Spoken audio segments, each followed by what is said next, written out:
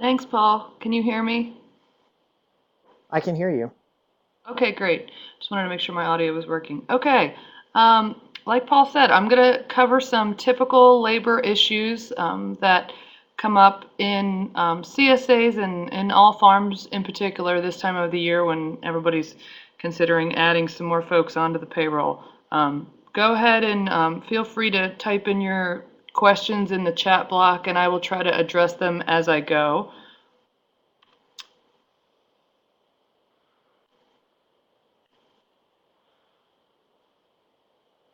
Let's see.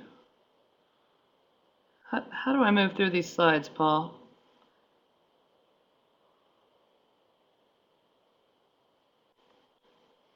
Okay, so the first thing I want to say is that I'm here to, this webinar tonight is to give you all some general information. The point is not to provide personal legal advice. So if you need legal advice about your own operation, you should consult your own personal attorney about that.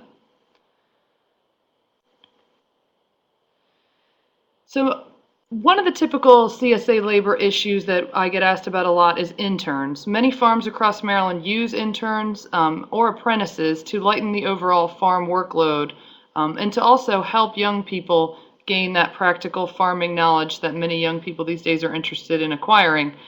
However, the compensation of farm interns can vary, and we're asked often, what's the legality of these arrangements? When can interns work for free? When can they be provided a small stipend? Can we give them housing instead of minimum wage? And exactly when and how can interns be treated differently than the average employee? So the U.S. Department of Labor has very specific definitions of both internships and apprenticeships rather. The Maryland Department of Labor and Licensing, which is our state Department of Labor, administers the federal program of regulation and registration of apprenticeship programs. And the bar for having a registered apprenticeship is quite high.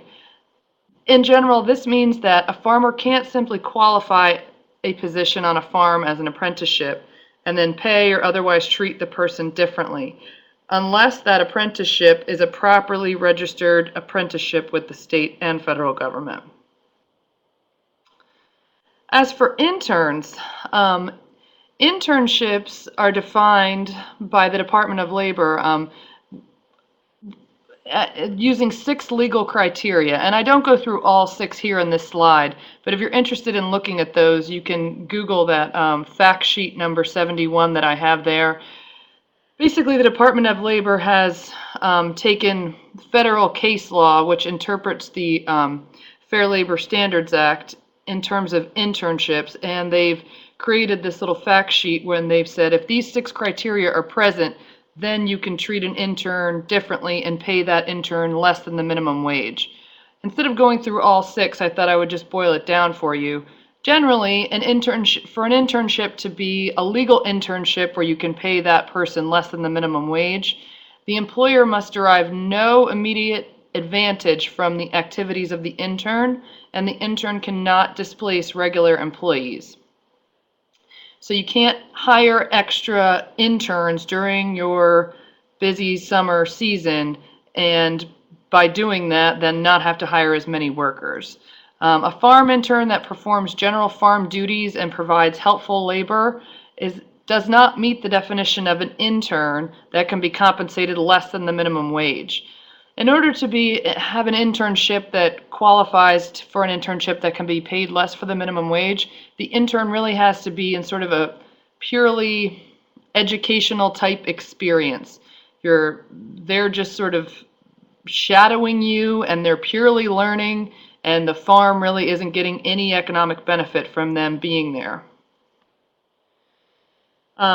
Maryland, the exception to this is that Maryland law does allow for students in a DLLR approved work-study program to be paid less than the minimum wage. So if you have a college student approach you and want to work on your farm and explain to you that the work-study program is a state-approved work-study program whereby they'd be going through their university, for example, that's a situation where you could pay someone less than minimum wage. But that's something that could be easily verified with the state and should be. I provided this a little example just because I think this is interesting. There's been a lot of news stories in the last couple of years about interns. This issue of intern pay has sort of been a hot issue. A lot of interns have been suing employers and winning in federal court. There were some interns on the set of the movie Black Swan that performed menial tasks for Fox Searchlight Pictures. They retrieved files, organized things, made copies, that sort of thing. And then they weren't paid minimum wage, and they decided to file a lawsuit seeking back wages. And the court found that because these activities were for the benefit of the employer and not for education or professional development, that the interns were actually employees and not interns, and they should have been paid minimum wage. So the interns won in that situation, and the employers had to go back and pay back wages. Minimum wage. Minimum wage is set by both the Fair Labor Standards Act and the Maryland Wage and Hour Law. You have to look at both of these laws together. This varies state by state. Some laws track the some states track the federal minimum wage. Our state has chosen to differ from the federal minimum wage. So you might hear a news story that the federal minimum wage is $7.25, which is true, but actually the Maryland minimum wage right now is $8 an hour, and then July 1st is turning to $8.25 an hour. And because our state has set a higher minimum wage, that is the minimum wage that needs to be paid to all workers in Maryland. Excluding workers in Prince George's and Montgomery counties, because those two counties have actually set even higher rates. The best source to find the current minimum wage, if you're ever confused, is the Department of Labor and Licensing Regulation website. I find that there's a lot of misinformation out there about what is the current minimum wage, so I would always just go right to the State Department website to make sure you're paying the correct wage. One thing to remember is that workers cannot waive their right to be paid the minimum wage. It's not a viable defense for an agricultural employer to claim that the intern knew and accepted an unpaid position. And someone's asking me about, yes, the woofers. I've gotten this question a lot, and my issue with the woofers is that just that point right there is that even though someone is willing to work on a farm for less than the minimum wage, they don't have the right to waive that right. It might be counterintuitive, but it's true. It's been found in other jurisdictions, and I've read quite a few cases across the country. I haven't read any Maryland case law, but for example, there was a group of folks who were working for a winery out in California, and they were volunteering, but they were doing employee-like activities. They just sort of wanted to be a part of the winery. They wanted to support the place. So they were doing similar things to what a woofer or what the interns in the WOOF program would be doing. And that employer was found to be acting legally incorrect for actually having those people out there and not paying them the minimum wage. That case differs slightly from our situation because California is obviously different from Maryland in a lot of respects.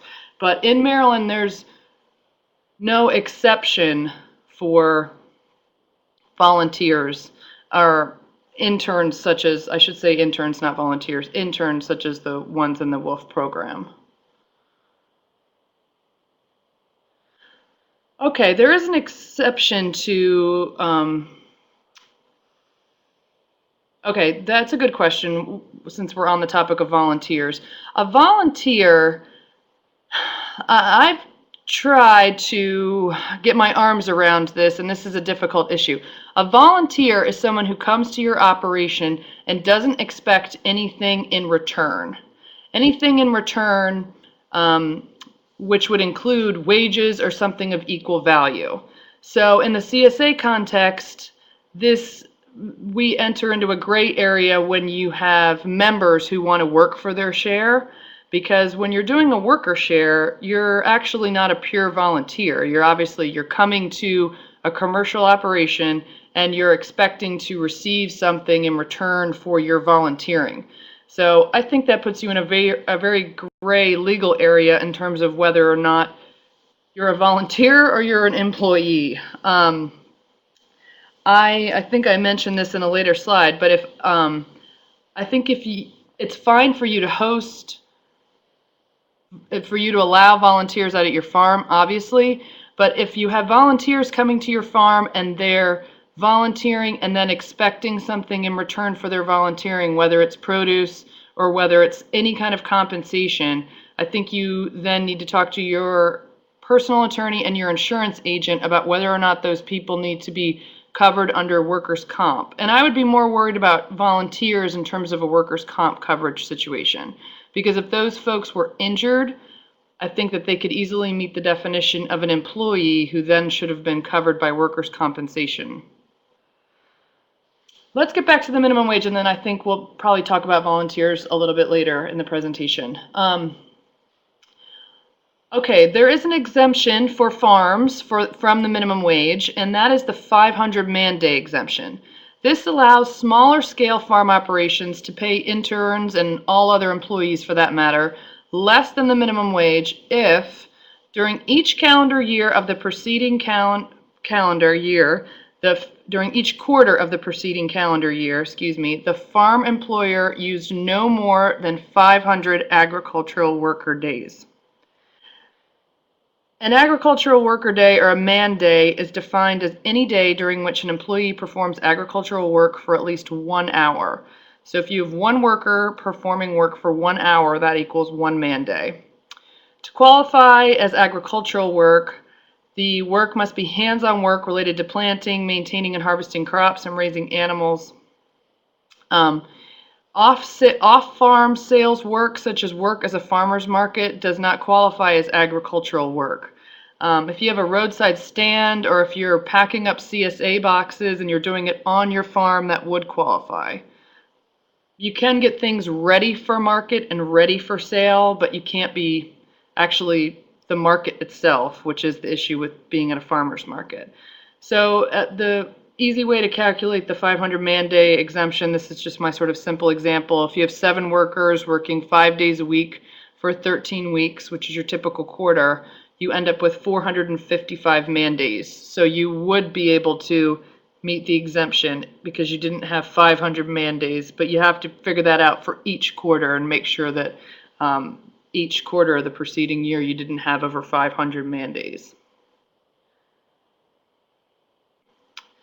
An important thing to remember with the 500 man-day exemption is that if an employee in the same work week performs work which is exempt under one section of the Act, meaning agricultural, and work which is non-exempt, non-agricultural, the employee is not exempt for the entire week and the minimum wage requirements apply.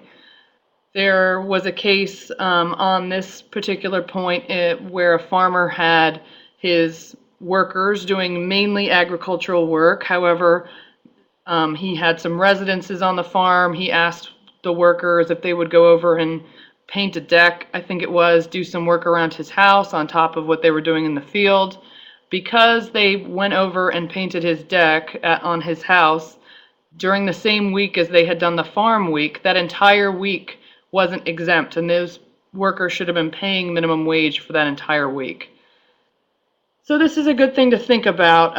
This might give you pause if you're close to qualifying for this 500 man-day exemption. It's a wonderful benefit if you can qualify for it. Just be careful you don't accidentally make a week non-exempt by asking a worker to do something that would be non-agricultural. Okay, there's a few more exemptions to the minimum wage. Agricultural employees who are immediate family members of their employers are also exempt. I put immediate there in bold so that I would remember to mention to you that it is blood relatives, and this is your kids and your spouse, your parents, that sort of thing. This doesn't cover your second cousin twice removed. So if you have a family member and you're wondering whether or not they apply, this would be a good thing to shoot me an email about, and I could give you the exact legal definition, or obviously you could consult your own attorney, but make sure you're confident that your family member meets the definition before you pay them less than the minimum wage.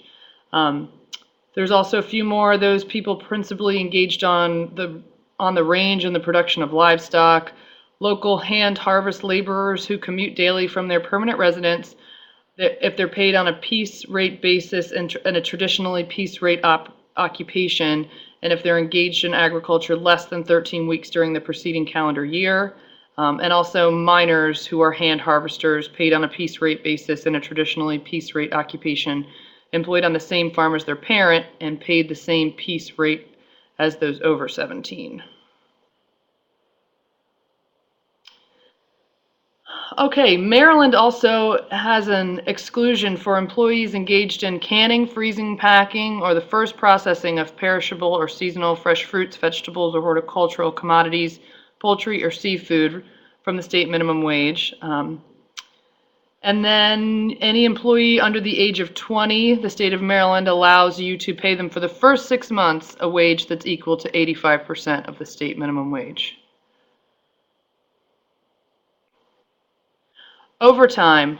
In Maryland, agricultural employers need to pay employees overtime for all hours over 60 hours a week.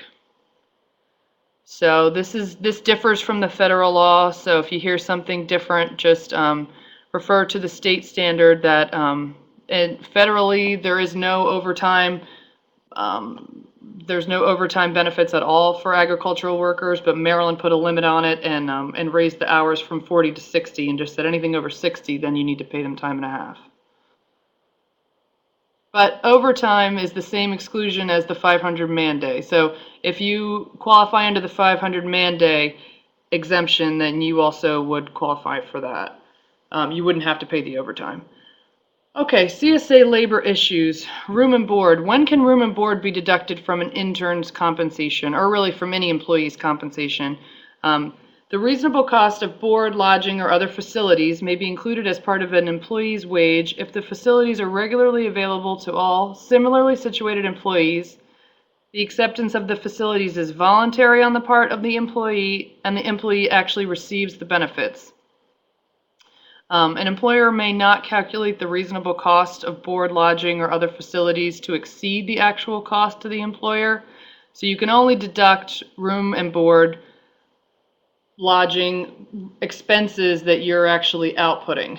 And it's advisable that employers keep very careful records of the cost of providing room and board to employees. And I would suggest consulting with the state before you actually start making these deductions, just to make sure that you're doing everything correctly.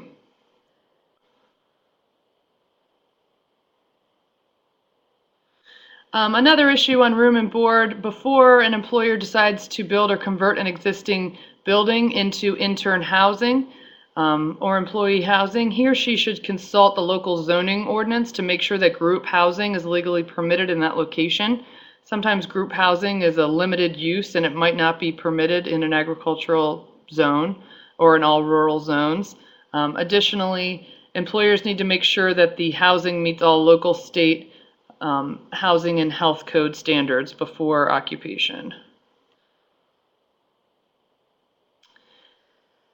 One issue to keep in mind is that many farmers are sometimes surprised to learn that interns performing seasonal agricultural work then fall under the protections of the Migrant and Seasonal Worker Agricultural Protection Act, a federal law meant to protect, obviously, migrant and seasonal workers, but sometimes, if you are not having folks from another country come to work at your farm, you're just having American interns come, you might not think that this law applies to you, but actually if interns are required to be away from their permanent residence while performing their seasonal agricultural work, they will be considered migrant workers, and if they're not required to be away from their permanent residence, then they'll be considered seasonal workers.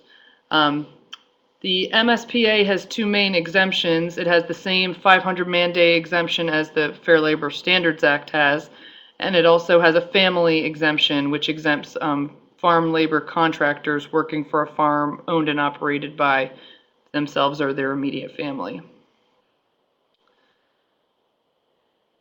So if you're not exempt and and the MSPA applies to you, it requires as an employer that you provide migrant workers with written disclosures and seasonal workers with verbal disclosures prior to the initiation of their employment regarding the place of the employment, wages that they'll be paid, types of work, the period of employment that they'll have, transportation, if there's going to be housing available, and workers' compensation benefits.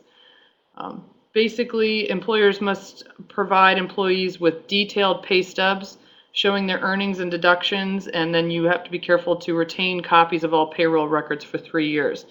This law was set up to prevent a bait and switch situation where an unsavory farm employer would, lure people over from another country with the promise of a certain type of agricultural work, and then when they get to the farm, it's a whole different situation, and the pay's not what they were promised, the work's not what they were promised.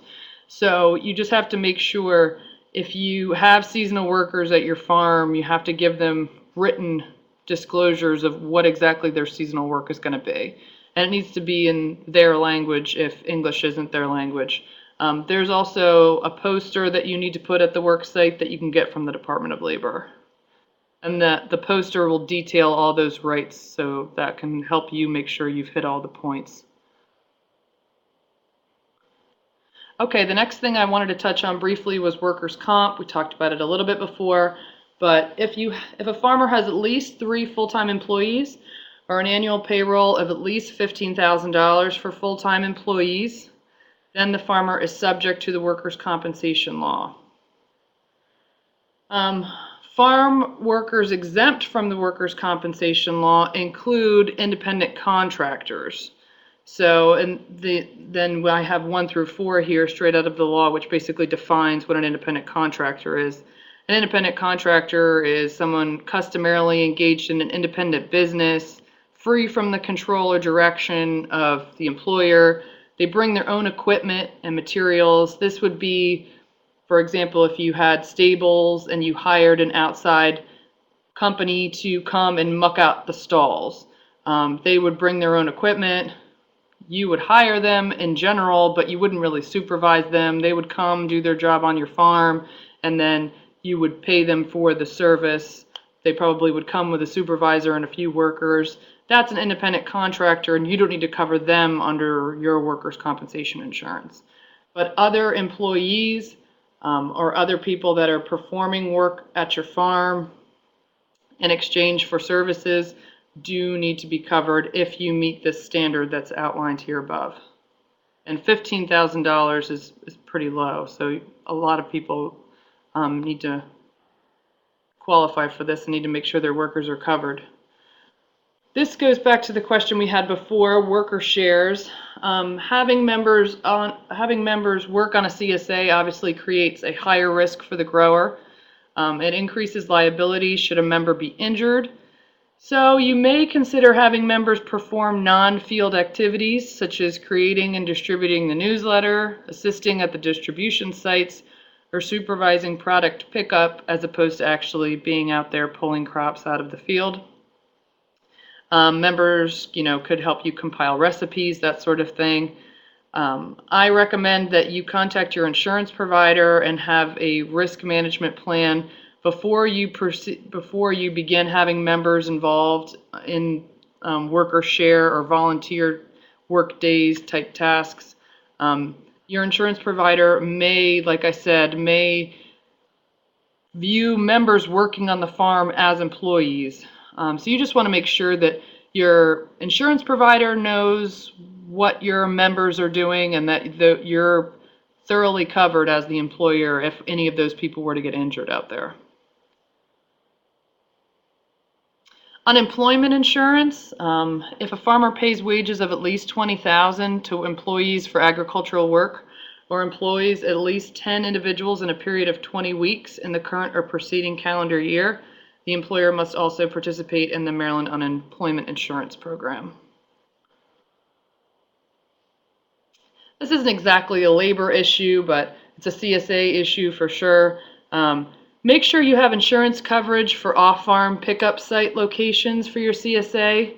Most farm liability policies do not cover an off-farm injury. So if you have an employee or a member who's injured in a pickup site that's off of your farm, you need to make sure that you have insurance coverage for that. You might need a general commercial liability policy. And if you are going to have volunteer days at your farm, a really good way to protect yourself is to have people sign a liability waiver. The Agricultural Law Education Initiative has actually created a model liability waiver that you could have volunteers or any sort of social guests at your farm sign. The website or the link rather is right there, and it can be easily adapted for your operation. It's a model, so you got to take a look at it and see how it needs to be edited for your operation. But we have quite a few blog posts on the use of liability waivers as well. So if you're interested in using that, that'd probably be a good place to start. Look at our model and look at a few of our blog posts, and then consult your personal attorney about it. And I think a lot of people are turning to incorporating liability waivers with the interest in so many people and actually coming out to the farm and being a part of things.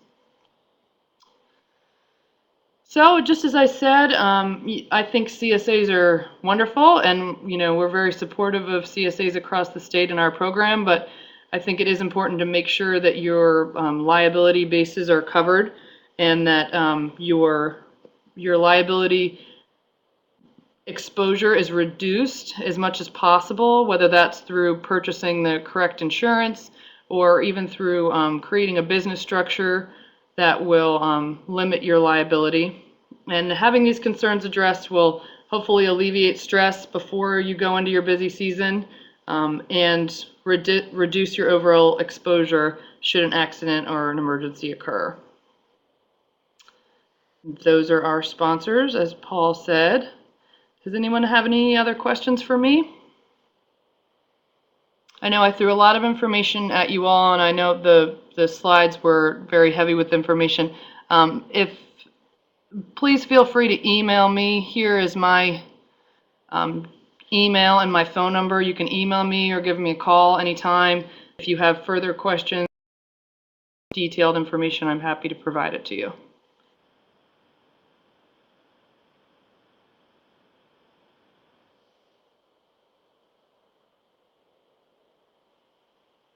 Any questions for Sarah?